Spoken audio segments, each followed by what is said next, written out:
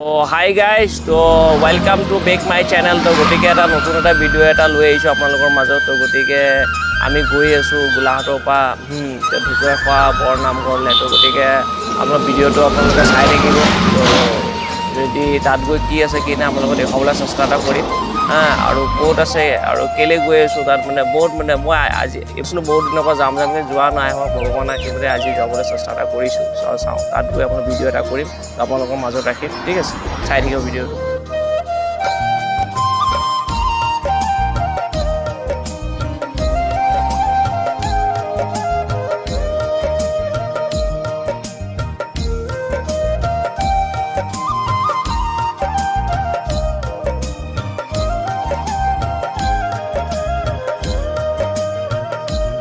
Hi guys, so Jorat I pai gelo Jorat pai gelo efele. So hi guys, welcome back to my channel. To gotike apnaloke video to sabo aji ahi pai gelo Dhekia khwa bor nam gole gotike video to sabo moi video lo humai jam etia to video to sabo apnaloke. Thank you very good video. Video phile iman dhuniya scenery show guys, ki dhuniya guys or bagana theke dhuniya scenery to video goye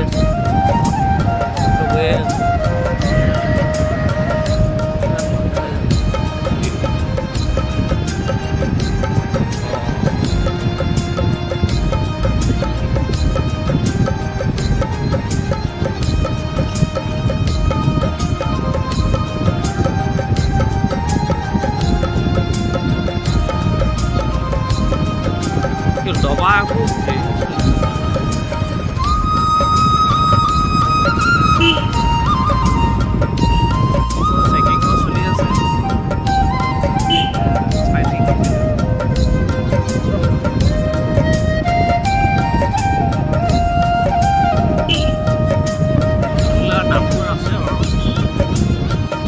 parking stand about the parasa lo hai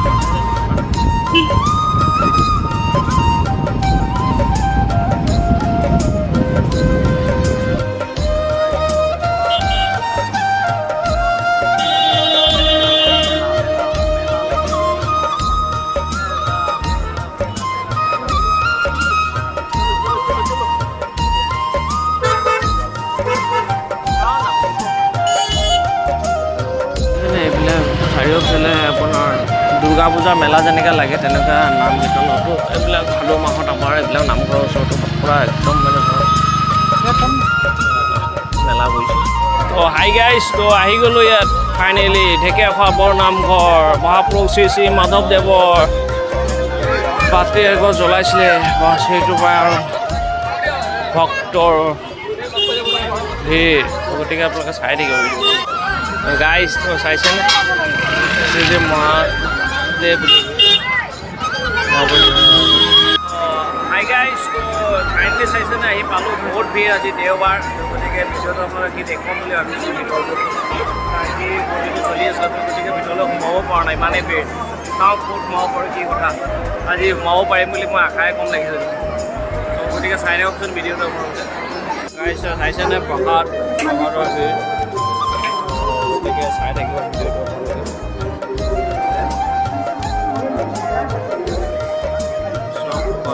ভক্তবৃন্দ আনি পিনি ইয়াতে প্ৰসাদটো দিয়ে।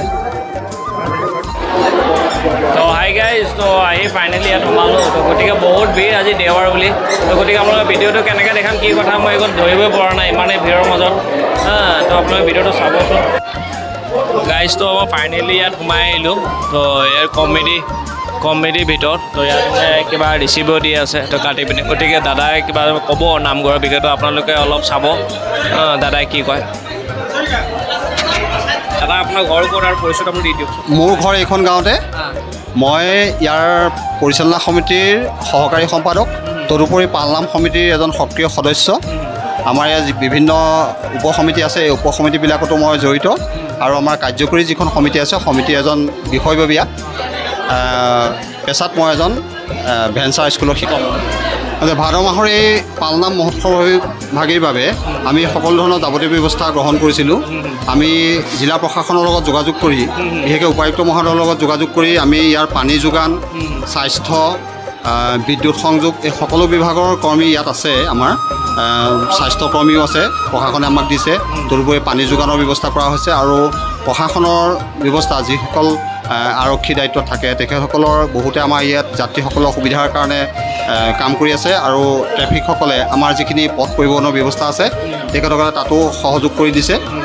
আৰু আমাৰ স্থানীয় যিখিনি যুৱক আছে, স্থানীয় যিখিনি ৰাইজ আছে, আমাৰ ৰাইজসকলেও ইয়ালৈ আহি পেলাই, যুৱকসকলেও ইয়ালৈ আহি পেলাই আমাৰ সকলো ধৰণৰ কামত প্ৰসাদ বিতৰণত, বয়বস্তু পৰিবহণৰ কাৰ্যত, বন্তি প্ৰজ্বলন কৰা স্থানত, চাফাই কাৰ্যত সকলো ধৰণৰ কামত নিয়োজিত হৈ আছে।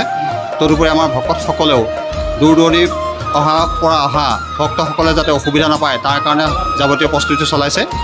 আমাৰ ইয়াত এই গোটেই মাহজুৰি দিনে ৰাতিয়ে ভকতৰ সুবিধাৰ কাৰণে ভোজনৰ ব্যৱস্থা কৰা হৈছে আৰু প্ৰতিদিনে নিশা প্ৰায় 6 সহস্ৰাধিক সেৱকীক আমি ভোজনৰ ব্যৱস্থা কৰিলোঁ। দিনত কিছু কম হয়। আগন্তুক দিনকেইটাতো এই ব্যৱস্থা অটুট ৰখা হ'ব। ভকতসকলে দূৰ দূৰণিৰ পৰা অহা ভকতসকলে যাতে কোনো ধৰণৰ অসুবিধা ভোগ নকৰে তাৰ কাৰণে যিমানখিনি প্ৰচেষ্টা হাতত ল'ব লাগে আমি সমিতিয়ে সকলো ধৰণৰ প্ৰচেষ্টা হাতত লৈছোঁ। আশা ৰাখিছোঁ সেৱকীসকলৰ কোনো ধৰণৰ অসুবিধা নোপোৱাকৈ ইয়াৰ পৰা হাস্যমুখে ওলাই যাব পাৰিব। আৰু আমি এই ক্ষেত্ৰত সদৌ ভক্তসকলৰ, আমাৰ সদৌ ঢেকীয়াখোৱাবাসী ৰাইজৰ আৰু প্ৰশাসনৰ যিখিনি প্ৰশাসনিক ব্যৱস্থা আছে তেখেতসকলৰ পৰাও সদায় সহযোগ আশা ৰাখিছোঁ। এই পালনাম মহোৎসৱে দেশৰ পৰা যাতে সকলো ধৰণৰ অসুখ অশান্তি হিংসা দূৰ কৰে আৰু সততে হৈ থকা ক'ভিড সংক্ৰমণৰ দৰে বিভিন্ন এনকেফেলাইটিছ হওক বা ক'ভিড সংক্ৰমণ হওক, মেলেৰিয়া হওক, এই দুৰাৰোগ্যবিলাকৰ পৰা যাতে ভাৰতবাসীক, অসমবাসীক বা বিশ্ববাসীক দূৰ কৰি ৰাখে তাৰে কামনা কৰিছোঁ। বহুত বহুত ধন্যবাদ। আৰু মাধৱদেৱে শ্ৰী মাধৱদেৱে তেখেতে দুজোপা গছ লগাইছিলে, আজিলৈকে দেখোন আছে। কিমান 1400 কিমান আছিলে? 1450 শক 1528 খ্ৰীষ্টাব্দ চন, ইংৰাজী মতে 1528 চন। তেখেতে দুটা গছপুলি ৰুইছিলে আৰু সেই ঠাইতে বন্তি প্ৰজ্বলন কৰিছিলে। তেখেতসকলে কৈছিলে যে এই বন্তিত সদায় আপোনালোকে তেল দি থাকিব আৰু ই সদায় অক্ষয় হৈ থাকিব আৰু এই ঠাইডোখৰৰ নাম গোটেই জগতত পৰিচিত হ'ব। আৰু তেখেতদৰে কোৱাৰ দৰে আমাৰ তেখেতসকল এহাল বুঢ়া বুঢ়ী ঘৰত আছিলেহি মহাপুৰুষ মাধৱদেৱ। ৰাতি তেখেতে বুঢ়া বুঢ়ীৰ ঘৰত ঢেকীয়া শাকৰ আঞ্জাৰে অন্ন গ্ৰহণ কৰিছিলে। ঢেকীয়া শাকৰ আঞ্জা খাই তেওঁ পৰম তৃপ্তি লাভ কৰিলে। সেইকাৰণে তেখেতে এই ঠাইডোখৰৰ নাম ঢেকীয়াখোৱা ৰাখিলে আৰু তেতিয়াৰ পৰা আজিলৈকে ঠাইডোখৰ ঢেকীয়াখোৱা নামেৰে পৰিচিত হ'ল। আৰু তেখেতৰ নিৰ্দেশ মতে বুঢ়া বুঢ়ী দুজনাই জীৱিত কালত সেই বন্তি গছিত তেল সলিতা আগবঢ়াই জীয়াই ৰাখিলে আৰু পিছত আমাৰ পূৰ্বজসকলে এই পৰম্পৰা ৰক্ষা কৰি আজিলৈকে এই চাকি গছিক নুমাবলৈ দিয়া নাই। ইয়াত তেল সলিতা অহৰহ যোগান ধৰি থকা হৈছে আৰু আজি প্ৰায় 500 বছৰে এই বন্তি গছি প্ৰজ্বলিত হৈ এক অক্ষয় বন্তি হিচাপে Guinness Asia book of records আৰু ইণ্ডিয়া বুক অফ ৰেকৰ্ডছত স্থান লাভ কৰিছে। বহুত বহুত ধন্যবাদ। আপোনাৰ এই বহুমূলীয়া সময় দিয়াৰ কাৰণে মই বহুত ভেৰি থেংকছ। তো গতিকে আশা কৰোঁ বহুত ভিৰ আছে আজি আৰু হৈ গ'ল ছানডে, দেওবাৰ কাৰণে বহুত ধৰক বহুত ভিৰ আজি। আচলতে আমাৰ এই পালনামৰ সময়ত প্ৰতি ছানডে আমাৰ ভিৰ হয়। অৱশ্যে অকল ভাদ মাহ বুলিয়ে নহয়, আমাৰ জানুৱাৰী মাহত ইয়ালৈ বহুত ভক্ত আহে, ৰাতি ইয়াত থাকেহি। প্ৰায় 2000-3000 ব্যক্তি আমাৰ বিভিন্ন স্থানৰ ৰাতি ইয়াত থাকিবলৈ আহে তেওঁলোকে। তেতিয়া সেই সময়ত পিকনিকৰ ছিজন পৰে, সেই তেওঁলোকে আহি পিকনিক খাই পেলাই ইয়াতে সময় কটাইহি 2-3 দিন। ঠিক তেনেকৈ আমাৰ এপ্ৰিল মাহৰ পিছত যেতিয়া বহাগ মাহ পৰে, বহাগতো ইয়াত বহুত ভক্তৰ সমাগম হয়। কিন্তু পালনামত, এই ভাদ মাহৰ পালনামত সকলোতকৈ বেছি আমি আগতে কৈছোঁ যে এইবাৰ আমি আশা ৰাখিছোঁ প্ৰায় 65 লাখ ভক্ত ইয়ালৈ হয়তো সমাগম হ'ব। আৰু এটা কথা, আমাৰ শ্ৰী মাধৱদেৱে কিবা ডাঙৰ এটা শিলৰ ওপৰতে ভৰি গা ধুইছিলে, এইটো বস্তুটো মই চাইছোঁ। ধৰ আচলতে মহাপুৰুষজনে আমাৰ ইয়াত কিনাৰেদি এখন নদী বৈ গৈছে, নদীখনৰ নাম হৈছে দিহা নদী। এই দিহা নদীৰ পাৰতে এজোপা ডাঙৰ শিলিখা গছ আছিলে। সেই শিলিখা গছৰ যিটো মুহা, সেই মুহা ভাগতে মহাপুৰুষজনাৰ ভৰিৰ ছাপ এতিয়াও বিদ্যমান হৈ আছে, এতিয়াও আছে। পূৰ্বতে আমি এই মুহাভাগ দৰ্শনাৰ্থীৰ সুবিধাৰ কাৰণে মুকলিকৈ ৰাখিছিলোঁ, কিন্তু দৰ্শনাৰ্থীসকলে ইয়াৰ পৰা কিছু অংশ স্বীকৃতি এৰুৱাই নিয়াৰ কাৰণে আমি ইয়াক এটা গ্লাছৰ বাকচত আবদ্ধ কৰি তেখেতসকলক চোৱাৰ সুবিধা কৰি দিছোঁ। আৰু এই মুহাভাগতো বহুতো সেৱকীয়ে সেৱা আগবঢ়াই আহিছে। বহুত বহুত ধন্যবাদ। বহুত ধন্যবাদ। Thank U.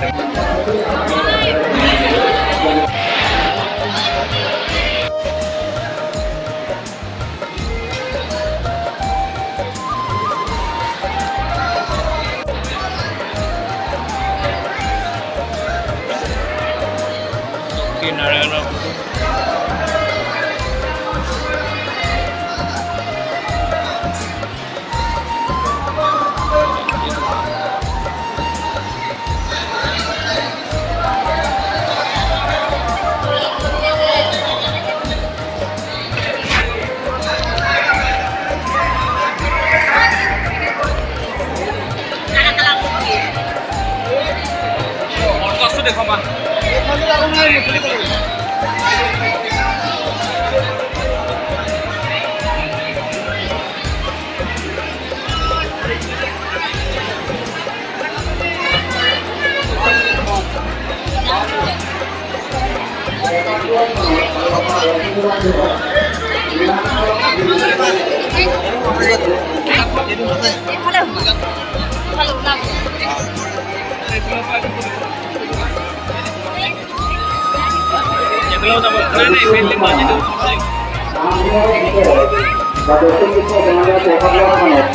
আৰু কাটি ব্যৱহাৰ সেইটো কাৰণে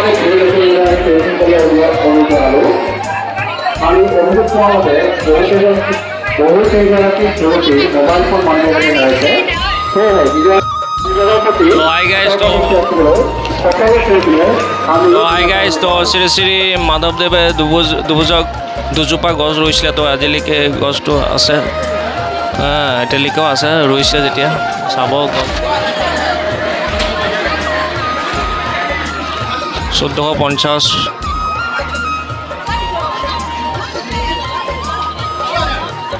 মহাপুৰুষ শ্ৰী শ্ৰী মাধৱদেৱে 1450 শতকত ৰোৱা বট বৃক্ষজোপা দুজোপা গছ ৰুইছিলে তো আজিলৈকে এইটো আমাৰ মাজত আছেও বাৰু আৰু ভক্তবৃন্দ ইয়াত চাকি গছ জ্বলাইছে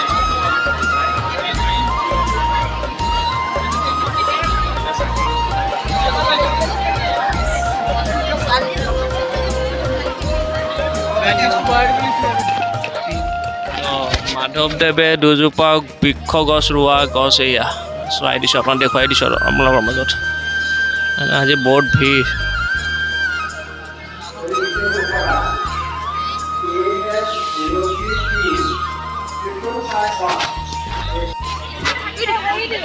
কি ওলাইছে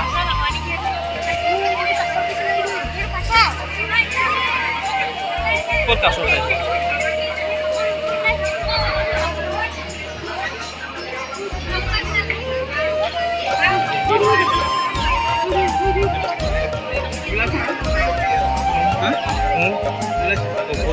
অলপ পইচাটো দিলোঁ তোক মই কেৰি বেগ তই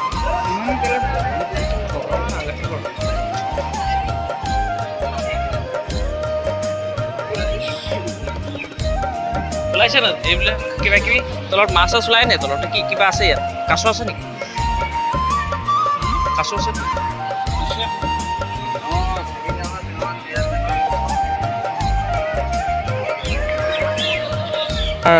শ্ৰী শ্ৰী মাধৱদেৱৰ তো ইয়াত নদী এটা আছে তো নদীৰ ওচৰতে শিলিকা গছৰ এটা আছিলে কুণ্ডা এটা আছিল তো কুণ্ডাৰ ওপৰতে তেখেতে এটা ভৰি চাপ এটা আছে আজি ডেটতো ইয়াতে ভৰি চাপ এতিয়ালৈকেও আছে তো গামোচা দি ঢকা আছে চাপটো তো গতিকে গ্লাছৰ ভিতৰত আছে তো আপোনালোকক এইটো দেখুৱাব নোৱাৰিম তো গামোচাতে ঢাক খোৱা আছে তো গতিকে এইটো শিলিকা গছৰ মূৰাহে হাই গাইজ তো ভিডিঅ'টো যদি আপোনালোকে ভাল লাগে তো লাইক আৰু শ্বেয়াৰ আৰু ছাবস্ক্ৰাইব কৰিবলৈ নাপাহৰিব তো গতিকে আপোনালোক অনাগত দিনত তাতকৈ ভাল ভিডিঅ' দিবলৈ চেষ্টা কৰি থাকিম তো আজিলৈ ভিডিঅ'টো ইয়াতে আৰু সামৰণি মাৰিছোঁ গতিকে থেংক ইউ